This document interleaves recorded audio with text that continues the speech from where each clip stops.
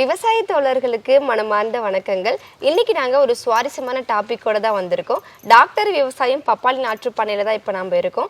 பெரும்பாலும் இந்த பப்பாளி விவசாயம் செய்யக்கூடிய விவசாயிகள் அடிக்கடி சொல்லக்கூடிய ஒரு பெரிய கவலை என்ன அப்படின்னா, நாங்கள் தோட்டம் நல்லா தான் வச்சோம், பப்பாளி செடியும் நல்லா தான் இருந்துச்சு, ஆனால் என்னன்னு தெரியல, இலைகள் எல்லாமே சுருண்டு போயிடுச்சு, வைரஸ் தாக்கிடுச்சு, மொத்த அளவில் இருக்கக்கூடிய தோட்டமே கூட பாதி அளவில் தான் தெரியுது அப்படிங்கிறது தான் சார். அது கொஞ்சம் தெளிவாக சொல்லுங்கள். அதுதான் ஆக்சுவலாக இப்போ பெரிய ஒரு முக்கியமான கேள்வியும் கூட. விவசாய தோழர்கள் அனைவருக்கும் மனமார்ந்த நன்றிகளும் வணக்கங்களும். இப்போ பப்பாளி விவசாயத்தை பொறுத்த வரைக்கும் நீங்கள் சொன்ன மாதிரி தான் நிறைய ஃபோன் கால் வந்துட்டு இருக்கு. ஃபோன் கால்ஸில் பப்பாளி செடி நல்லா தான் இருக்கு, திடீர்னு பார்த்தா தோட்டம் பாதியாக போயிடுச்சு. ஏன்னா அவங்க நம்ம கிட்ட வரும்போது ஒரு 5 மாதம் 6 மாசத்துல வராங்க. அப்போ இது என்ன காரணம்னு சொல்றாங்க. இதுக்கெல்லாம் காரணம் சக்கிங் பெஸ்ட்னு சொல்லுவோம், சாறு உறிஞ்சு பூச்சிகள். இந்த சாறு உறிஞ்சு பூச்சிகள் ஒரு செடியில உட்கார்ந்து அந்த சாறு உறிஞ்சு பூச்சிகள் இந்த சக்கிங் பெஸ்ட் அந்த செடியில இருக்கிற சாறுகளாம் உறிஞ்சிட்டு அதே போல அந்த செடியில இருக்கிற வைரஸ் இன்னொரு செடிக்கு பரப்பி கொடுக்குது. அந்த சாறு உறிஞ்சு பத்தி தான் இந்த வீடியோல நம்ம ஃபுல்லா பார்க்க போறோம். இது ஒரு ரொம்ப அருமையான வீடியோ. நிறைய ஆய்வு பண்ணி இந்த வீடியோவை நம்ம ரெடி பண்ணியிருக்கிறோம்.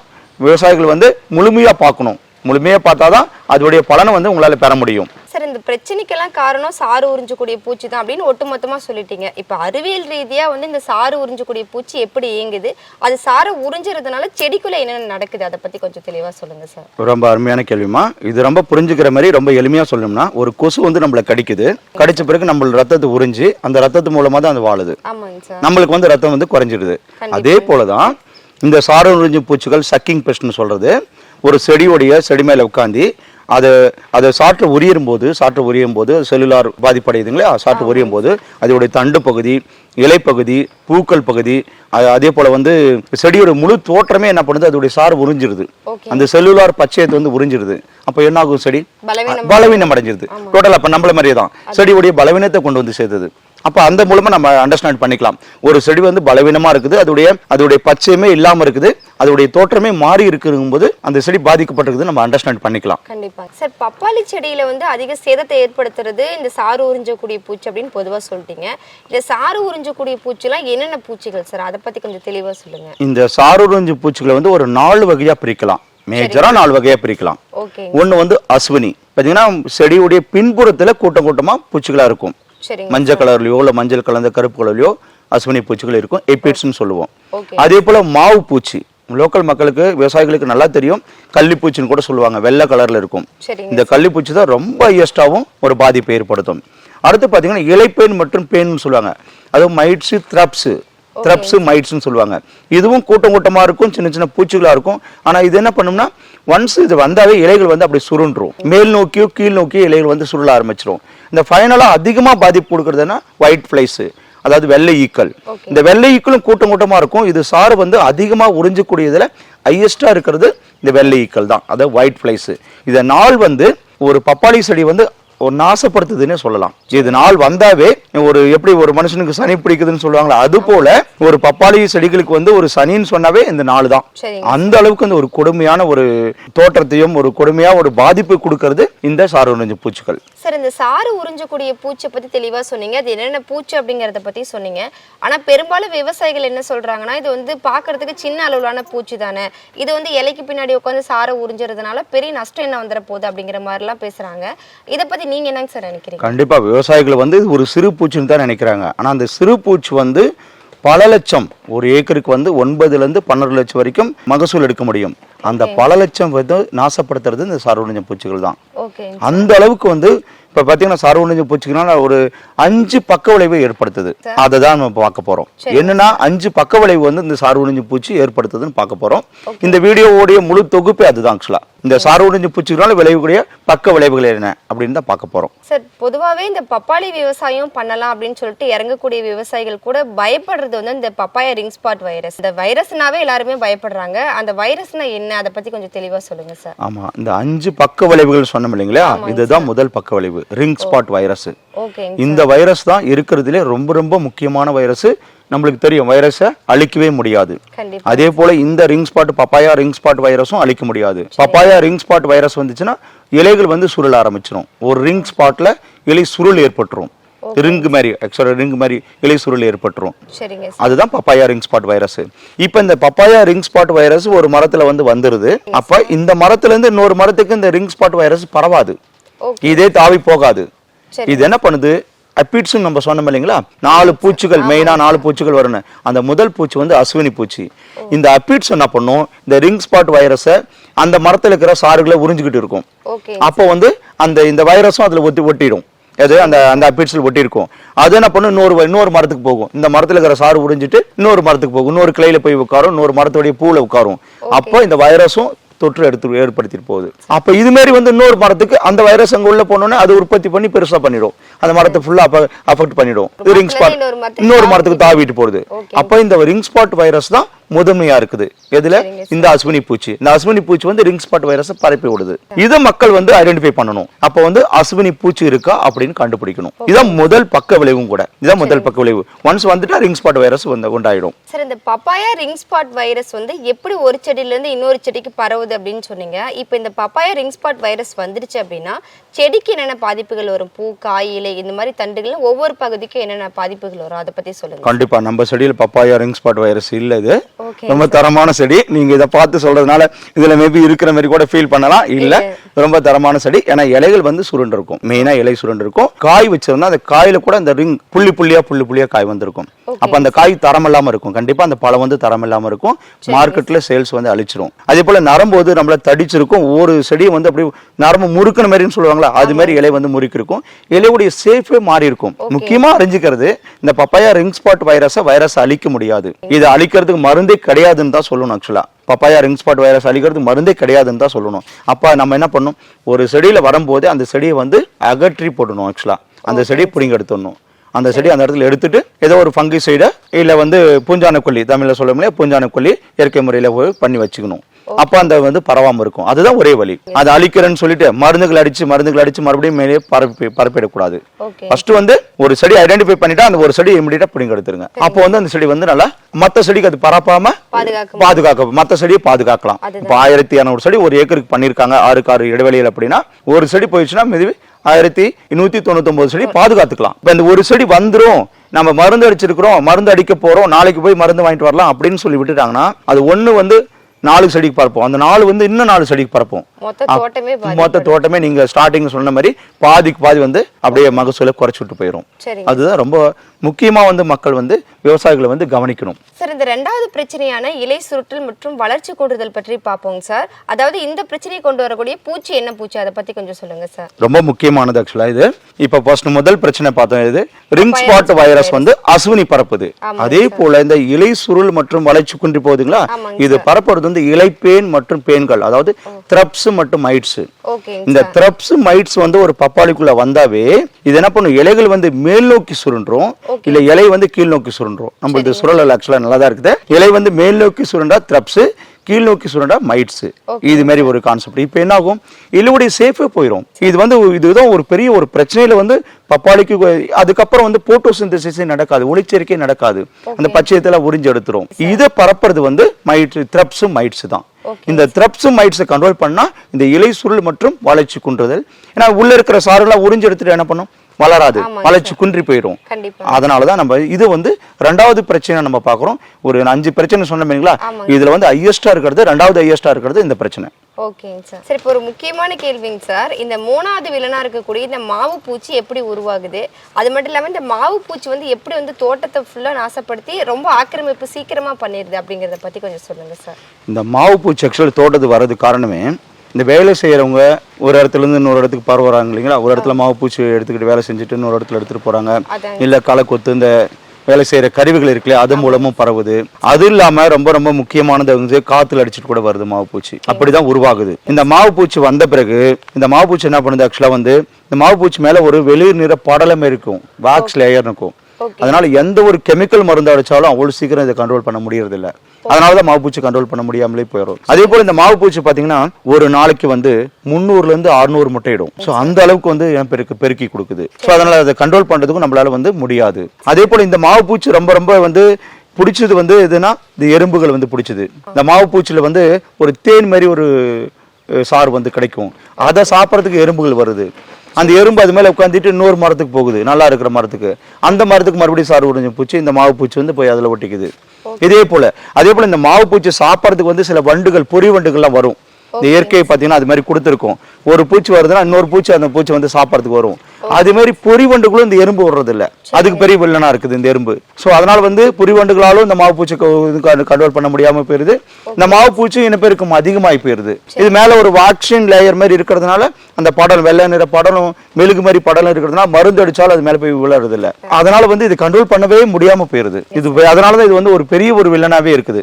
மாவுப்பூச்சி வந்துட்டாவே அதுக்கப்புறம் மருந்து அடிச்சு போகல அப்படின்னு தான் நிறைய பேர் வராங்க. இப்ப ஸ்டார்டிங்லேயே வந்து நம்ம இதை கண்டுபிடிச்சு அழிக்கலாம், பரவறதுக்கு விடாம. அதை 300 இருந்து 600 முட்டை அடிச்சுன்னா எவ்வளவு வரும்? ஒரு நாளைக்கு 500 பரப்பிக்கிட்டே போயிரும் இல்லைங்களா? அந்த அளவுக்கு வந்து ஒரு கொடூரமானது வந்து இந்த மாவுப்பூச்சி, மீலிபக்ஸ்ன்னு சொல்லுவோம் இந்த மாவுப்பூச்சி. சார், 4வது பிரச்சனையா இருக்கக்கூடிய இந்த விவசாயிகளுடைய வருமானத்தை நேரடியா பாதிக்கக்கூடிய சந்தை மதிப்பு வீழ்ச்சியை பத்தி கொஞ்சம் சொல்லுங்க சார். இதுதான் ரொம்ப ரொம்ப முக்கியமானது. இப்போ நம்ம இந்த அசுவினி பூச்சிகளையும் மாவு பூச்சிகளையும் அதாவது வெள்ளை ஈக்களையும் இந்த மைட்ஸு த்ரப்ஸ் இது அழிக்காம இருக்கிறதுனால என்ன ஆகும்? ஒரு செடியுடைய குவாலிட்டி குறையுது ஃபர்ஸ்ட். அந்த செடியுடைய குவாலிட்டி இல்லாம இருந்தா என்ன ஆகும்? பழங்களும் குவாலிட்டியா இருக்காது. இதனாலதான் பழம் வரும்போது அந்த பிரிக்ஸ் லெவல், அந்த இனிப்புத்தன்மை குறைஞ்சிடுது. இப்படி இனிப்புத்தன்மை குறைஞ்சு பழத்துல புள்ளி புள்ளியா இது மாதிரி பழத்தை சந்தைக்கு எடுத்துட்டு போகும்போது ரொம்ப குறைவான ரேட்டுக்கும் கேட்பாங்க. அது மட்டும் இல்ல, சில இடத்துல வாங்காமலும் தவிர்க்கலாம். இதனால அவங்களால வந்து வியாபாரமே பண்ண முடியாம சூழ்நிலைக்கு எடுத்துட்டு போகலாம். சோ அதனால இது கண்டுபிடிச்சு இந்த பூச்சிகளை கண்டுபிடிச்சு இதை கட்டுப்படுத்துறது தான் ஒரு விவசாயிகளுடைய பிரதான ஒர்க்கா இருக்கணும், பிரதான வேலையா இருக்கணும். அப்பதான் வந்து சந்தை மதிப்பு வந்து அவங்களால கூட்ட முடியும். ஒரு ஏக்கருக்கு வந்து 9 இருந்து 12 லட்சம் ஈட்ட முடியும் அப்படின்னா இது மாதிரி இந்த சக்கிங் பெஸ்ட்டை வந்து கண்ட்ரோல் பண்ணாவே அவங்களால அந்த மகசூலுக்கு வழிவகை பண்ண முடியும். சக்கிங் பெஸ்ட்டை கண்ட்ரோல் பண்ண முடியலன்னா கண்டிப்பா அவங்களால அந்த ரீச் கொடுக்க முடியாது. சந்தை மதிப்புல சந்தைக்கு தேவையான பழத்தை நம்மளால தர முடியாது. அதனால வந்து பெரிய நஷ்டத்துக்கு கொண்டு போய் சேர்த்துரும். சார், இந்த 5வது பிரச்சனையா இருக்கக்கூடிய இந்த பூக்கள் உதிர்வு, மகசூல் இழப்பு, இதை பத்தி கொஞ்சம் சொல்லுங்க சார். இது எந்த அளவுக்கு நமக்கு இழப்பு வந்து கொடுக்குது அப்படிங்கறத பத்தி சொல்லுங்க. ஆமாம்மா, இந்த சாரூரஞ்சி பூச்சிகள் வந்து ஃப்ளவரிங் ஸ்டேஜில், மலர் அமைத்தல் ஸ்டேஜில் வந்துச்சுன்னா ஃப்ளவரிங்கே நிற்காது. இப்போ ஃப்ளவரே நிற்கலன்னு சொல்லும்போது காய் வந்து அங்கங்கே ஒன்று இருக்கும். ஒரு மரத்தில் பார்த்தீங்கன்னா கண்டினியூஸாக காய் வராது, அங்கங்கே ஒரு காய் வைக்கும். அப்போ காய்வுடைய குவாலிட்டியும் அந்த காய் தன்மையும் காய்ப்பு தன்மையுமே குறைஞ்சி போயிருது.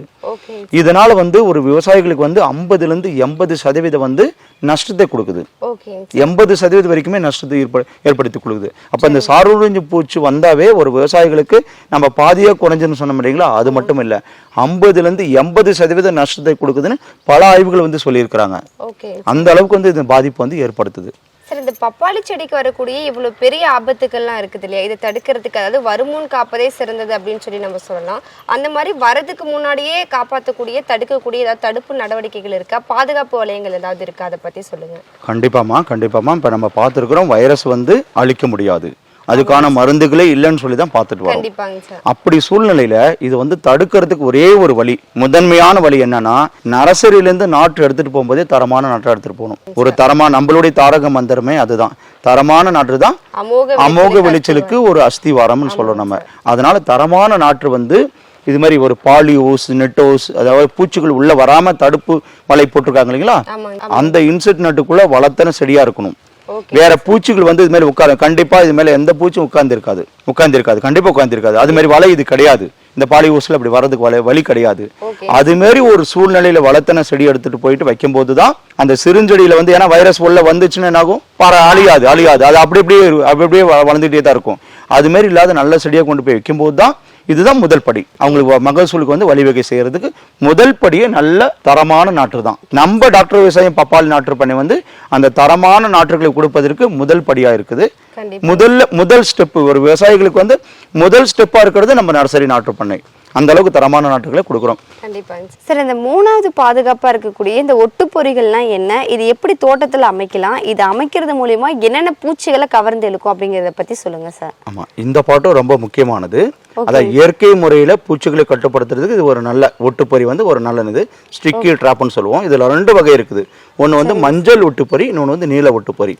இந்த மஞ்சள் ஒட்டுப்பொறி வந்து வெள்ளை ஈக்கள் மற்றும் அசுவினி வந்து கட்டுப்படுத்தும். அதாவது அபிட்ஸ், ஒயிட் ஃப்ளைஸ் வந்து கட்டுப்படுத்தும். இதை நம்ம எப்படி வந்து அந்த இன்ஸ்டால் பண்றது, எப்படி பயன்படுத்துறதுன்னு சொல்லிட்டு நம்ம ஒரு வீடியோவே போட்டிருப்போம். கண்டிப்பா வந்து விவசாயிகளை போய் பார்க்கலாம். ஒரு ஏக்கருக்கு வந்து 15 to 20 மஞ்சள் ஒட்டுப்பொறியும் அதே போல நீல கலர் ஒட்டுப்பொறியும் வைக்கலாம். இந்த நீல கலர் ஒட்டுப்பொறி வந்து இலைப்பேன், அதாவது த்ரப்ஸ் வந்து கண்ட்ரோல் படுத்தும். இதை பண்றதுனால ஒரு குறைஞ்சபட்சம் ஒரு 30 to 50% பூச்சிகளை வந்து கவர்ந்து இருக்கலாம். ஓகே. அதே போல பூச்சிகள் வந்து பரவுதா அப்படிங்கிற ஒரு ஐடென்டிபிகேஷன் கூட இந்த ஸ்டிக்கி டிராப் மூலமா கண்டுபிடிக்கலாம். ஓகே. இது இந்த வீடியோ ரொம்ப பயனுள்ள வீடியோ. நீங்க வந்து அந்த வீடியோ போய் பாருங்க. ஆக்சுவலா அதாவது மஞ்சள் ஒட்டு பொறி எப்படி வைக்கிறது, எப்படி இன்ஸ்டால் பண்றது, அதோடைய நன்மைகள் என்ன, அது எப்படி வந்து மக்களுக்கு வந்து விவசாயிகளுக்கு வந்து பப்பாளி தோட்டத்தில் வந்து பயன்படுது அப்படின்னு சொல்லி போட்டிருப்போம். பார்த்து தெரிஞ்சுக்கலாம். ஓகேங்க சார். சார் இந்த 4வது பாதுகாப்பா இருக்கக்கூடிய இந்த இயற்கையான முன்னெச்சரிக்கை தெளிப்பு அதை பத்தி கொஞ்சம் சொல்லுங்க சார். ஆமா, இந்த இயற்கையான முன்னெச்சரிக்கை தெளிப்பு வருமுன் காப்பதே சிறந்ததுன்னு சொல்ல முடியுங்களா. ஆமாங்க ஒரு வைரஸ் வந்த பிறகு இந்த சக்கிங் பெஸ்ட் வந்த பிறகு தடுப்பதை விட வருமுன் காப்பது ரொம்ப சிறந்ததுன்னு பார்த்திருந்தோம். அதுதான் இது முதல் படி. அதாவது 3% வேப்ப எண்ணெய் அதை வந்து நம்ம ஸ்ப்ரே பண்ணலாம். இல்லனா வந்து 5% வேப்பங்கொட்டை கரைச்சல் அந்த சாறையும் ஸ்ப்ரே பண்ணலாம். அப்படி தெளிக்கும் போது இந்த வேப்ப எண்ணெய் வேப்பங்கொட்டை சாறுல இருக்கிற அசாடிராக்ஷன் அப்படிங்கிற அந்த கெமிக்கல் இருக்கு பாத்தீங்களா, அந்த இயற்கை வேதிப்பொருள், அந்த இயற்கை வேதிப்பொருள் வந்து இந்த பூச்சிகளை, அந்த அஸ்வினி பூச்சிகளையும் வெள்ளை ஈக்களையும் அதே போல வந்து த்ரப்ஸ் மைட்ஸ் இது எல்லாத்தையும் இந்த சாறு உறிஞ்சி எடுத்துட்டு போதீங்களா, இந்த பூச்சிகளை வந்து கண்ட்ரோல் படுத்துறதுக்கு, இந்த பூச்சியோட இனப்பெருக்கத்தை குறைக்கிறதுக்கு இந்த திரவம் வந்து பயன்படுது. அதாவது வேப்ப எண்ணெயும் வேப்பங்கொட்டை சாரும் பயன்படுது. இதன் மூலமா இந்த நோய் வந்து அதிகமா பரவாம கண்ட்ரோல் பண்றதுக்கு இந்த வேப்ப எண்ணெய் பயன்படுது. இது கண்டிப்பா வந்து வருமுன் காப்பதுக்கு விவசாயிகள் வந்து கண்டிப்பா இதை தெளிக்கணும். அப்ப வந்த பிறகு இது தெளிக்கக்கூடாது. வந்த பிறகு தெளிச்சா எந்த அளவுக்கு பலன் கொடுக்கணும் நம்ம கிட்ட கிடையாது. பட் வருமுன் கொடுக்கணும். ஒவ்வொரு 10 to 15 நாளைக்கு ஒரு முறை, இல்லைன்னா மாசம் 2 முறை இந்த வேப்பங்கொட்டை கரைச்சலும் அதே போல வேப்பெண்ணையும் ஏதாவது ஒண்ணு எந்த அவைலபிள் பக்கத்துல இருக்கோ அதை வந்து வாங்கி தெளிச்சுக்கிட்டு வந்தா பூச்சி வராம தடுக்கலாம். ஒரு 50% கண்ட்ரோல் கிடைக்கும் கண்டிப்பா.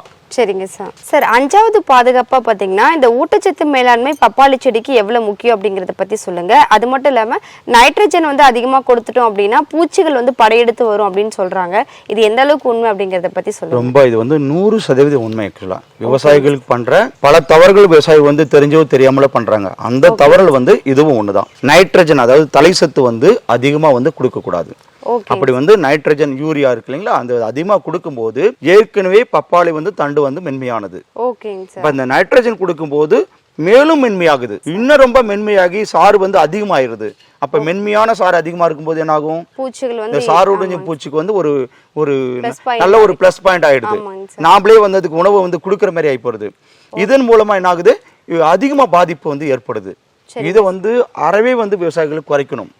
இதுக்கு பதிலா சரிவிகித அதாவது நுண்ணூட்ட சத்து, பேரூட்ட சத்து, அதாவது NPK ஆல் 19 ஆல் 10 சொல்லுவாங்க இல்லையா, அது மாதிரி வந்து சரிவிகித உரத்தை வந்து கண்டிப்பா கொடுத்துட்டு வரணும். ஒண்ணு.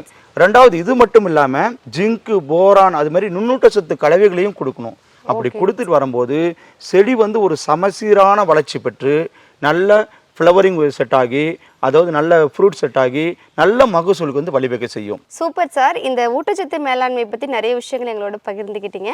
அது மட்டும் இல்லாமல் இப்போ அடுத்ததா வந்து இப்போ தோட்ட தூய்மை எப்படி இருக்கணும், அது மட்டும் இல்லாமல் ஊடுபயிரா என்னென்ன வந்து தேர்வு செய்யலாம், விவசாயிகள் வந்து தெரியாம செய்யக்கூடிய தவறுகள்லாம் என்னென்ன அப்படிங்கிறத பத்தி கொஞ்சம் விளக்கமா சொல்லுங்க சார். கண்டிப்பா. ஒரு பப்பாளி தோட்டத்துல வந்து களை இல்லாம பாதுகாக்கணும், அதுதான் ரொம்ப ரொம்ப முக்கியம். நான் களை இல்லாம பாதுகாக்கிறேன்னு சொல்லிட்டு களைக்கொல்லி அடிக்க கூடாது. நிறைய விவசாயிகள் 100க்கு 5 பேர் வந்து தெரிஞ்சோ தெரியாமலோ களைக்கொல்லி அடிச்சிடறாங்க.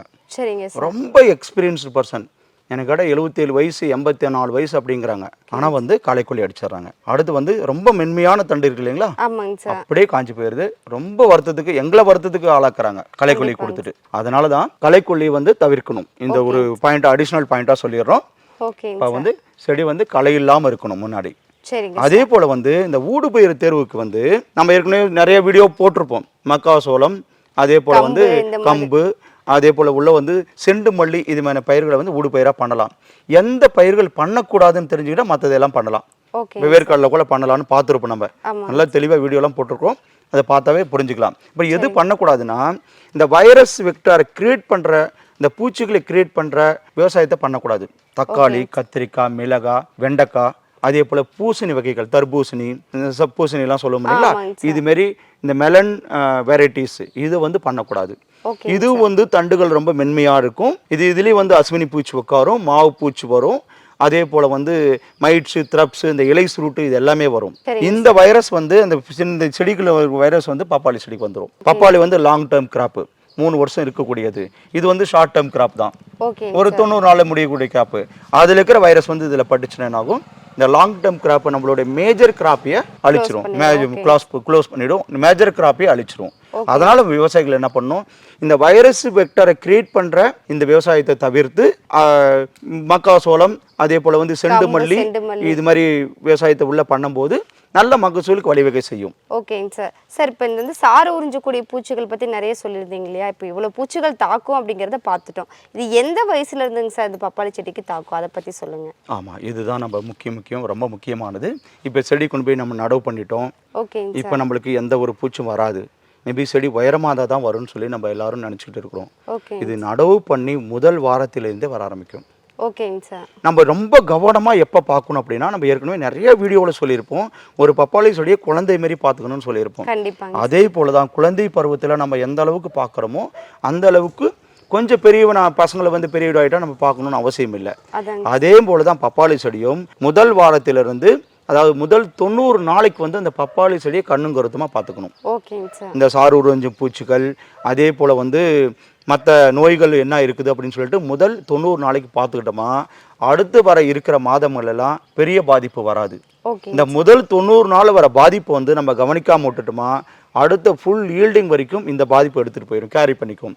இப்போ ஃபங்கஸ் இருக்கு, நம்ம ஃபங்கஸ் பற்றி தனியாக வீடியோவே போட்டிருக்கிறோம், மக்கள் பார்த்து தெரிஞ்சுக்கலாம். இப்போ ஃபங்கஸ் வந்திருக்கு, அந்த ஃபங்கஸ் இப்போவே கண்டுபிடிச்சி அழிக்காம விட்டோமா அடுத்து பழம் வரும்போது ஆந்த்ராக்ஸ்னஸாக வரும், பழத்துடைய புள்ளியாக வரும் இல்லைங்களா, நம்ம ரிங் ஸ்பாட் வைரஸ்ன்னு சொல்லுவோம். அந்த ரிங் ஸ்பாட் வைரஸும் வரும், அதே போல் ஆந்த்ராக்ஸ்னஸும் சேர்ந்து வரும். அது இப்போ தெரியாது, இப்போ சின்ன செடியில் விட்டுருப்போம். இப்போ பெரிய செடி ஆன பிறகு, பெரிய மரமான பிறகு, காயான பிறகு, பழமான பிறகு அது பாதிப்பு காமிக்கும்.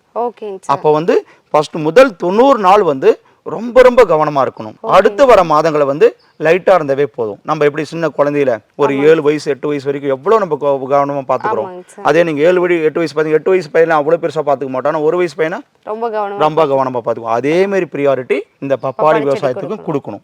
கொடுத்தா சக்சஸ் ஆகலாம், இல்லைன்னா பெரிய ஒரு நஷ்டத்துல கொண்டு போய் விடும். இந்த பப்பாளி விவசாயத்தை பொறுத்த வரைக்கும் இந்த கோடை காலத்துல எந்த மாதிரியான பூச்சி தாக்கம் அதிகமா இருக்கும், அது மட்டும் இல்லாம கோடை காலத்துல வந்து எப்படி பூச்சி தாக்கத்தை ஊக்கப்படுத்துது அப்படிங்கறத பத்தி சொல்லுங்க சார். ஆமாமா, இப்ப நம்ம கோடை காலம் இப்ப தவிர்த்துட்டு வந்து வரோம். ஆக்சுவலாக கோடை காலத்தில் எண்டில் இருக்கிறோம். இந்த கோடை காலத்தில் பார்த்தா மாவு பூச்சி அதிகமாக இருக்கும், இந்த மைட்ஸ் த்ரப்ஸ் அதிகமாக இருக்கும். இந்த காலத்தில் வந்து ரொம்ப வறட்சியாக இருக்கும். இப்போ இந்த வறட்சியான காலத்தில் வந்து நம்ம செடி பார்த்தீங்கன்னா ரொம்ப மென்மையாக அதிகமாக சாறு வச்சிருக்கோம் இல்லைங்களா. இப்போ இந்த சாறு உறிஞ்சி பூச்சி வந்து அதிகமாக சக்கிங், அதாவது உறிஞ்சி எடுத்துரும். அப்போ இந்த டைமில் வந்து அதோடைய இனப்பெருக்கம் காலம் கூட இந்த டைம் தான், கோடை காலம் தான். அப்ப இந்த கோடை காலத்துல மாவு பூச்சி, மைட்ஸ் த்ரப்ஸ், இந்த இலை சுருட்டு கொண்டு வரீங்களா, அந்த மைட்ஸ் த்ரப்ஸை கண்ட்ரோல் படுத்துறதுக்கான அந்த பிகாஷனை வந்து நம்ம ரெடி பண்ணி வச்சுக்கணும். அதை வந்து பாதுகாப்பா பார்த்துக்கணும். அப்படி பாதுகாப்பா பண்ணணுமா கோடை காலத்துடைய இந்த தாக்கத்தை குறைக்கும். அந்த கோடை காலத்துல பார்த்தீங்கன்னா மண், அதாவது தண்ணி, நீர் வந்து கரெக்டா கொடுத்துட்டு வரணும். இப்ப நீர் வரத்து கரெக்டா இருக்கணும். அதே போல செடிகளுக்கு வந்து நீர் பாய்ச்சுதல் ஒரு சிறப்பா இருக்கணும். இப்ப நீர் பாய்ச்சுதல் சிறப்பா இல்லைன்னா மண்ணு சூடாகும், அந்த சூட்டுல வந்து இந்த பூச்சிகளுடைய பெருக்கம் அதிகமாகும். அப்போ வந்து தோட்டத்தையே அழிக்கிற ஒரு சூழ்நிலை ஏற்படும். அதான் கோடை காலத்துல பிரச்சனை. சரிங்க சார். இப்போ கோடை காலத்தை பத்தி சொல்லிட்டீங்க, இதே மழைக்காலம் இல்லை பனிக்காலம் இந்த மாதிரியான காலகட்டத்தில் எந்த மாதிரியான பூச்சி தாக்கம் இருக்கும் அப்படிங்கிறது? கண்டிப்பா அந்த பனி காலத்துல பார்த்தீங்கன்னா இப்போ வந்து செப்டம்பர்லேருந்து ஜனவரி வரைக்கும் வருதுங்களா இந்த பனிக்காலம். இந்த பனிக்காலத்தில் பார்த்தா அதிகமாக வந்து வெள்ளை ஈக்கள் வரும், இந்த ஒயிட் ஃப்ளைஸ். அதே போல் வந்து அசுவினி புக்கள், எபிட்ஸ். இந்த அசுவினியும் வெள்ளை ஈக்களும் மழை காலத்தில் அதிகமாக வரும். இப்போ நம்ம மழை காலத்தில் தான் இருக்கிறோம். ஆக்சுவலாக இந்த மழை காலத்தில் வந்து என்ன, வெள்ளை ஈக்கள் அதிகமாக வரும், அசுவினி அதிகமாக வரும். இதை கண்ட்ரோல் படுத்துறதுக்கான ஸ்டிக்கி ட்ராப்ஸ்லாம் வச்சு இதை ஐடென்டிஃபை பண்ணி அதுக்கான 3% வேப்ப எண்ணெயும் இல்லைனா 5% வேப்பங்கொட்டை சாரும் இது மாதிரி தெளித்து இது வராமல் பாதுகாக்கணும். நம்ம ஒரு வீடியோ கூட போடலாம். ஆக்சுவலாக மழை காலத்தில் பப்பாளி செடி பாதுகாப்பது எப்படின்னு சொல்லி கண்டிப்பாக ஒரு வீடியோ போடலாம், அடுத்த வீடியோ கூட பிளான் பண்ணலாம் அப்படின்னு. அது மேலே வந்து பாதுகாக்கும் போது தான் இந்த பப்பாளி செடி வந்து கோடை காலத்துக்கும் மழை காலத்துக்கும் நம்ம தகுந்த முறையில் பாதுகாப்பு பண்ணும்போது தான் ஒரு சிறப்பான மகசூலுக்கு வழிவகை செய்ய முடியும். ஓகேங்க சார். சரி, இவ்வளவு நேரம் ரொம்ப அருமையாக ரொம்ப எளிமையான விளக்கங்கள்லாம் கொடுத்துருந்தீங்க. இப்போ இறுதியாக வந்து பார்த்தீங்கன்னா நம்மளுடைய டாக்டர் விவசாயம் சேனல் நேயர்களுக்கும் பப்பாளி விவசாயிகளுக்கும் நீங்கள் சொல்ல வர கருத்து என்னங்க சார், அதை பற்றி சொல்லுங்கள். ஆக்சுவலாக பப்பாளி விவசாயம் ஒரு அருமையான விவசாயம், லாபம் தரக்கூடிய விவசாயம். இதை தான் நம்ம திரும்ப சொல்லிட்டு வரோம். இந்த லாபம் தரக்கூடிய விவசாயத்தை வந்து சிறப்பான முறையில் பாதுகாக்கணும். நடவு செஞ்ச முதல் 90 நாளைக்கு வந்து இந்த சக்கிங் பெஸ்ட், பர்டிகுலராக இந்த சக்கிங் பெஸ்ட் வராமல் அதாவது சார் நோய் பூச்சிகள் வராம அஸ்வினி, அதே போல வந்து அபிட்ஸு, ஓகே அதுதான் அஸ்வினி பூச்சிகள், அபிட்ஸு, மைட்ஸு, த்ரப்ஸு, இலைப்பெண்கள்லாம் சொல்கிறோம்ல இது, ஆமாங்க சார். அதே போல் வந்து இந்த வெள்ளை ஈக்கள், ஒயிட் ஃப்ளைஸ், அதே போல் இந்த மீலி பக்ஸுன்னு சொல்கிறோம், இந்த பூச்சிகள் எல்லாம் வராமல் தடுக்கணும். ஓகே அப்படி வந்தாலும் இதை கண்ட்ரோல் பண்ணுறதுக்கு வந்து சரியான முறையில் ஆக்சுவலாக கெமிக்கலுக்கு போனாலும் போகலாம், இல்லை ஆர்கானிக்கு போனாலும் போகலாம், தப்பு இல்லை. ஓகே அந்த கெமிக்கல் போய் கடையில் போயிட்டு என்ன ரேஷியோவில் ஸ்ப்ரே பண்ண சொல்கிறாங்களோ அந்த ரேஷியோவில் பண்ணணும். ஒரே மாதிரியான கெமிக்கலை திரும்ப திரும்பவும் அடைக்கக்கூடாது. ஓகே அது வந்து அந்த பூச்சிகளுக்கு வந்து ரெசிஸ்டன்ஸ் வந்து இம்ப்ரூவ் பண்ணி கொடுத்துரும். மறுபடியும் கொடுக்கறதுனால அது கேட்காது. ஓகே அதே போல மக்கள் வந்து அதை ரொம்ப கவனமா இருக்கணும். முதல் இது வந்து வருமுன் காப்பதான் நல்லது. ஓகே இப்படி வந்த பிறகு காக்கிறது கூட அந்த பூச்சி மருந்து பயன்படுத்தும் போது கூட போயிட்டு வந்து கடையில போயிட்டு ஒரு பூச்சி மருந்து கடையில கேட்டு நல்ல சிறப்பான மருந்தை வாங்கிட்டு வந்து ஸ்ப்ரே பண்ணணும். அப்படி பண்ணா கண்ட்ரோல் கொண்டு வரலாம். அப்படி பண்ணனா கண்டிப்பா ஒரு ஏக்கருக்கு வந்து 1500 செடி வச்சிருக்காங்கன்னா கண்டிப்பா அவங்களால வந்து 1000 செடி இல்லைன்னா 1100 செடி வந்து காப்பாற்ற முடியும். ஓகே இப்போ 7க்கு 7 வரிசையில் செடி நடவு பண்ணியிருக்காங்க அப்படின்னா 900 செடி வச்சிருக்காங்கன்னா ஒரு 800லேருந்து 850 செடி வந்து பாதுகாக்க முடியும். ஓகே கண்டிப்பா வந்து ஒரு நல்ல மகசூல், அதாவது 9 லட்சத்துலேருந்து 12 லட்சம் வரைக்கும் ஒரு நல்ல மகசூலுக்கு வழிவகை செய்யும். அதனால தான் இது ஒரு பணப்பயிர்னு சொல்கிறோம். இது ஒரு நல்ல செல்வம் குளிக்கும், அதாவது பணம் கொடுக்கும் விவசாயம்னு கூட நம்ம சொல்லிட்டு வரோம். ஓகே அந்த வகையில் வந்து சிறப்பான முறையில் பாதுகாக்கணும். அப்படி எந்த ஒரு டவுட் இருந்தாலும் இந்த சார் உறிஞ்சு பூச்சிகளுக்கு என்ன கெமிக்கல் ரெக்கமெண்டேஷன் கொடுக்கணும், என்ன ஆர்கானிக் ரெக்கமெண்டேஷன் கொடுக்கணும்னு சொல்லிட்டு ஃபோன் மூலமாக கால் பண்ணாங்களா கண்டிப்பாக நம்ம சொல்கிறோம். நம்ம சப்போர்ட் பண்ணிட்டு தான் வரோம். நம்ம நம்பர் வந்து டிஸ்கிரிப்ஷனில் இருக்குது, அதே போல் ஸ்க்ரோலிங்லும் இருக்கும், பார்த்து அவங்க கால் பண்ணலாம். ஓகே ஒரு சிறப்பான பப்பாளி விவசாயத்திற்கு டாக்டர் விவசாயம் எப்பயும் வந்து துணையா இருக்குன்னு தான் நம்ம சொல்லிட்டு வரோம். கண்டிப்பா அதே போல வந்து டாக்டர் விவசாயம் ஒரு தரமான நாற்றுகளை உற்பத்தி பண்ணி நம்ம வந்து விநியோகம் பண்ணிட்டு வரோம். நம்ம கிட்ட நிறைய வெரைட்டி இருக்குது. ரெட் லேடியிலேருந்து ஈகோபெரி, ஐஸ்பெரி, கிரீன்பெரி, அதே போல் சன்பெரி கட்டை நம்ம பண்ணித்தரோம். ஓகே வெல்கம் சீடில் வந்து வெல்கம் WS46 அப்படின்னு சொல்லிட்டு நம்ம வந்து நிறையா ரகங்களை வந்து பண்ணித்தரோம். மக்களுக்கு வந்து நம்மக்கிட்ட நாற்று வாங்கி விவசாயம் பண்ணி நல்ல ஒரு லாபம் எடுக்கணும். அதுதான் டாக்டர் விவசாயத்தோடைய முதன்மையான நோக்கமும் கூட. ஓகேங்க சார். சார் இவ்வளவு நேரம் இந்த பப்பாளி விவசாயத்தில் இந்த சாறு உறிஞ்சக்கூடிய பூச்சிகளை எப்படி கண்ட்ரோல் பண்ணலாம் அப்படிங்கிற நிறைய விஷயங்கள் எங்களோட பகிர்ந்துக்கிட்டீங்க. எங்களுக்கு ரொம்ப பிரயோஜனமாக இருந்துச்சு. கண்டிப்பாக விவசாயிகளுக்கும் நேயர்களுக்கும் பிரயோஜனமாக இருந்திருக்கும். பப்பாளி விவசாயத்தை பற்றி இவ்வளவு நேரம் எளிமையான முறையில் நிறைய விஷயங்களை நம்ம பார்த்தோம். மேலும் விவசாயம் சார்ந்த தகவல்களுக்கு எங்களுடைய சேனலை சப்ஸ்கிரைப் பண்ணிக்கோங்க. ஒரு நிமிஷமா இந்த சப்ஸ்கிரைப் பண்ணுங்க, லைக் பண்ணுங்க, ஷேர் பண்ணுங்கன்னு சொல்றது நமக்கு கண்டிப்பாக இன்ட்ரெஸ்டே கிடையாது. ஓகே, இது ஒரு புரோட்டோகால், இப்படி இருக்கணும் வீடியோனா இப்படி இருக்கணும்னு சொல்றதுக்காக நீங்கள் சொல்றீங்க. வீடியோ நல்லா இருந்தால், சிறப்பான தகவலாக இருந்தால், அது அவங்களுக்கு பயனுள்ளதாக இருந்தால் அவங்க எங்கேயும் போக மாட்டாங்க. ஒரு முறை பார்த்துட்டாங்கன்னா மறுபடியும் இது மாதிரி வீடியோக்கள் வந்து இப்போலாம் வருது. இப்போலாம் நிறைய ஏஐ கைண்ட் ஆஃப் திங்ஸ்லாம் வந்துருச்சு. ஒரு வீடியோ பார்த்துட்டாங்கன்னா மறுபடியும் நம்ம வீடியோ அவங்ககிட்டே கொண்டு போய் சேர்த்தோம். கண்டிப்பாக இப்போ நீங்கள் கண்டினியூ பண்ணுங்க சொல்ல வந்ததை. மேலும் விவசாயம் சார்ந்த தகவல்களுக்கு எங்களோட சேனலை சப்ஸ்கிரைப் பண்ணிக்கோங்க, லைக் பண்ணுங்க, கமெண்ட் பண்ணுங்க. நன்றி. ஆமாங்க, நன்றிங்க, தேங்க்யூ.